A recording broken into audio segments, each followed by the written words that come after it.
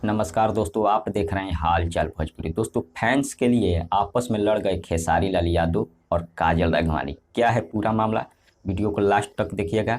लेकिन उससे पहले एक छोटा सा रिक्वेस्ट है कि अगर आप खेसारी लाल जी का फैन है तो वीडियो को लाइक कर दीजिएगा, और हमारे चैनल पर पहली बार आए हैं तो चैनल को सब्सक्राइब कर बेल आइकन को दबा दीजिएगा, क्योंकि इस चैनल पर केवल खेसारी लाल जी का न्यूज आता है। चलिए शुरू करते हैं। आपको बता दें, काजल राघवानी और खेसारी लाल यादव का टक्कर एक बार फिर होने वाला है एक साथ, और वो पटना में होगा 21 मार्च को। जी हाँ दोस्तों, खेसारी लाल यादव और सपना चौधरी का शो होने वाला है पटना में, और काजल राघवानी का भी शो होने वाला है पटना में। लोकेशन लेकिन अलग अलग होगा, एक ही जगह नहीं होगा, अलग अलग लोकेशन पर होगा, लेकिन पटना में ही होगा। अब देखना ये होगा कि कौन सा स्टार खेसारी लाल यादव और सपना चौधरी कितना भीड़ जुटा पाते हैं अपने शो में, और काजल राघवानी अपने शो में कितना भीड़ जुटा पाती है।